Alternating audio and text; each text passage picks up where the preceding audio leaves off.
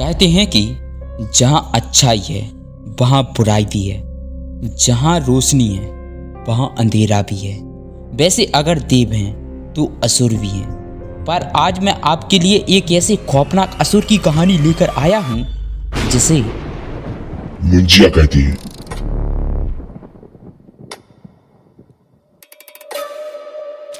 जब भी हम अर्बन लीजेंड या डीमन की बात करते हैं तो हमारे दिमाग में वैम्पायर, डीमन या हॉन्टेड हाउस या हॉन्टेड डॉल्स ही आती हैं। लेकिन आज हम मुंजिया नाम के एक ऐसे असुर के बारे में बात करेंगे, और ये केवल एक ऐसा असुर नहीं है जिससे केवल काल्पनिक कहानियां मात्र जुड़ी हुई हैं। आज मैं मुंजिया से जुड़ी हुई एक सच्ची घटना भी बताऊंगा, जिसे जानने के बाद आपकी भी रूह कांप जाएगी। अगर कोई लड़का अपने मुंडन के 10 से 14 दिनों के भीतर किसी भी कारण से मर जाता है तो वह एक प्रेत बनता है। वह एक ऐसी आत्मा होती है जिसको मुक्ति नहीं मिलती। इसी का नाम मुंजिया है।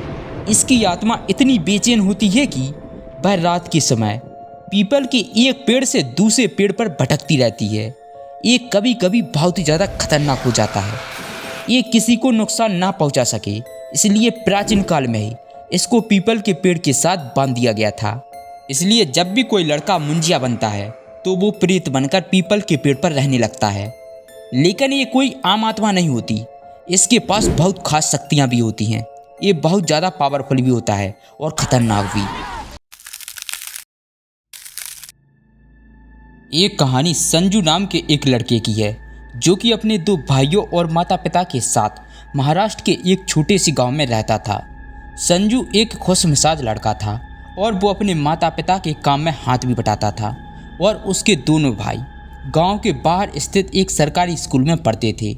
अब संजू का ये जो गांव था वो शहर से काफ़ी दूर था, और वहां पर आने जाने के लिए एक कच्ची सड़क ही थी, जहां पर रिक्शा भी बहुत ही कम चलते थे।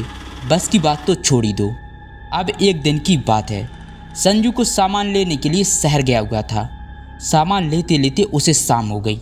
रात के करीब 7:30 बज चुके होंगे, और उसे घर आने के लिए कोई वाहन भी नहीं मिला। इसलिए उसने पैदल ही घर आने की सोची और वह वहाँ से चल पड़ा। अब चलते चलते उसे काफ़ी समय हो गया था, करीब रात के 10 बजे होंगे। वो गांव से लगभग आधा किलोमीटर दूर पीपल के एक घने पेड़ के नीचे से गुजर रहा था। वो पेड़ इतना घना था कि उसकी वजह से चांद की रोशनी भी ज़मीन तक नहीं पहुँच पा रही थी। संजू थोड़ी देर उस पेड़ के नीचे रुका, क्योंकि उसे वहाँ पर 1 नंबर लग गई थी। संजू ने सोचा कि इसी पेड़ के नीचे 1 नंबर कर लेता हूँ, क्योंकि रात का समय है। थोड़ा भी इधर उधर गया तो हो सकता है कि वो किसी जंगली जानवर का शिकार बन जाए। लेकिन यही थी संजू की सबसे बड़ी गलती। संजू को अंदाज़ा भी नहीं था कि उस पेड़ पर एक मुंजिया रहता है। अगर कोई भी इंसान मुंजिया को छेड़ता है तो वह उसके पीछे पड़ जाता है, और संजू ने उस पेड़ के नीचे पेशाब करके मुंजिया के घर का अपमान किया था। वो मुंजिया बहुत ही पावरफुल था। वो संजू के शरीर में घुस जाता है, उसको पोजेस्ट कर लेता है। इसके बाद जब संजू घर पर पहुंचता है तो वह पागलों की तरह हरकतें करने लगता है। वह कभी खुद को तो कभी घर वालों को मारने की कोशिश करता था। ऐसा कई दिनों तक चलता रहा। कई साल बीत गए, लेकिन संजू को कोई नहीं सही कर पाया। कोई पता भी नहीं लगा पाया कि संजू के पागलपन के पीछे आकर राज क्या है। वो बहुत ही ज़्यादा हिंसक हो चुका था।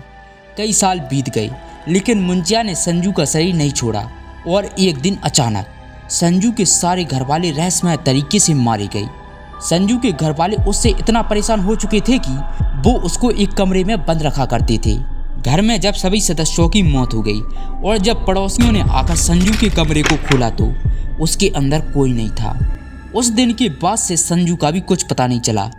कई महीनों के बाद उसी पेड़ के ऊपर संजू को किसी ने बैठा हुआ देखा। जब पूरे गांव वाले इकट्ठा होकर उस पेड़ के नीचे पहुंचे तो सबने देखा कि पेड़ पर संजू का शरीर तो बैठा हुआ था, लेकिन उस शरीर के अंदर जान नहीं थी। यह सब देखकर गांव वाले अच्छे से समझ गए थे कि संजू को आखिर हुआ क्या था। इस घटना के बाद से उन गांव वालों ने उस पेड़ के नीचे से निकलना ही बंद कर दिया।